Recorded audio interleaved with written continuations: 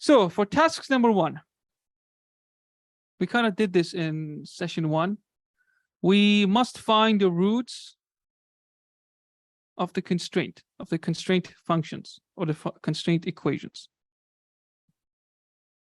To find the points outlining the feasible region. So we have 2 constraints, and both, by the way, in LP problems, the objective function and their constraints are all linear, meaning they produce lines. So we're not going to look at quadratic equations. Every variable in the LP, all variables in the LP problem will be raised to the power 1. Not more than that. Okay. So the first constraint is going to produce one line, the other constraint will produce another line, and then we need to we'll find the region that does not overlap into the other region. You'll see exactly what this means once we start plotting. All right.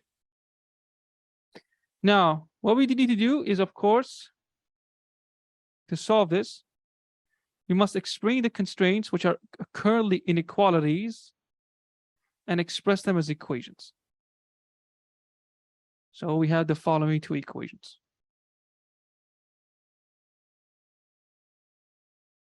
So you can see, and remember, 200x, x is the number of the premium containers, y is the variable corresponding to the standard containers. So this is constraint 1, this is constraint 2. In order to find the region, we have to solve for x and y.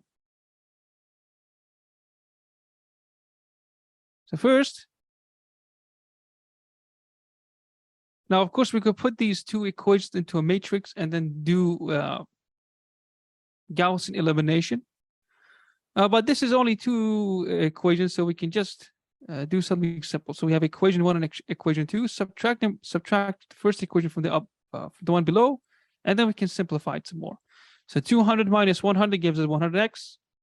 100y minus 100y, that just gives us 0y.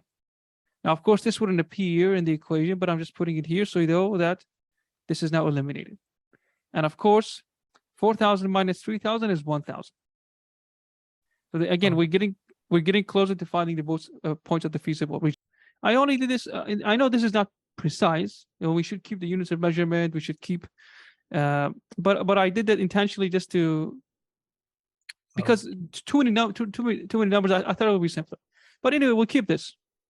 It's a good thing you brought it up. We simplified. So right now we have to find what x is equal to and what y is equal to by performing some classical algebra, elementary algebra. So first we find x. So y goes out of the picture, and we divide 100. We divide both sides of the equation by 100. So again, let me just simplify it. Make some things a little clearer here.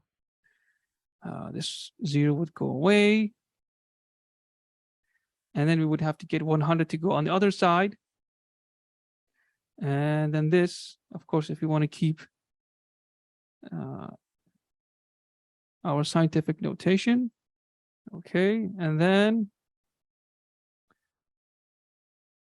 I'm just going to leave this out for now, okay, because I'm gonna confuse myself as well. But here we know this implies that this is actually 100 times 10 to the power 4. Okay, I'll leave a note here. Note here, 10,000 is actually times 10 power 4. Anyway, x is equal to 10. Quick comment here.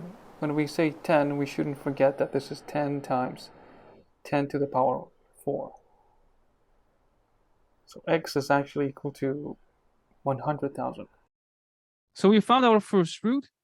Now what we do is, now that we know what x is, we plug it in. We plug in x for the other equation. So then we get this bit. So let me call this And then solving for y.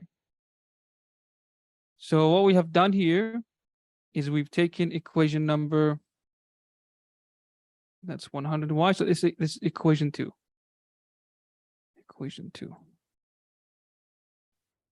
Equation 2.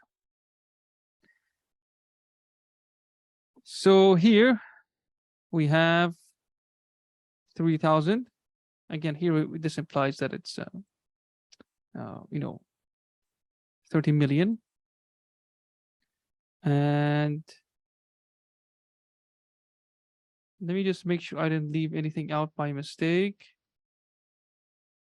I think I did. Yeah, I was supposed to bring this here. So we take equation 2, we take the 10, this 10 over here, right? That's our root for x, the value for the root x. And then we plug it in into equation 2. So this becomes 100 times 10 plus 100y equals 3,000, or actually 30 million. And that's exactly what we've done here. Okay, again, just to be consistent with the notation, I am going to, there we go, like so. Again, I don't want you to be too fixated on the units of measurement or the scale, the proportions. I just want you to see that the idea here is we have two inequalities, we express them as equations, and then we solve for x and y to find a point. That is the key thing here. So we do some algebraic manipulation, right? Here we have 100y. So in order to move this term to the right side, we subtract it. So 100 times 10, that's 1,000. So now we get 3,000 from up here minus 1,000. So it is this move to the right side of the equation. Subtracting these two, we get 2,000, or it's actually supposed to be, 20 million. And then we divide. We divide 200 over 100 because, this is where we're getting the 100 from, right? It's this one. This 100. We bring it, we divide both sides by 100. And it gives us 20. So in other words, the root for x is 10. And for y, it's 20, which gives us this point. Now what I want to show you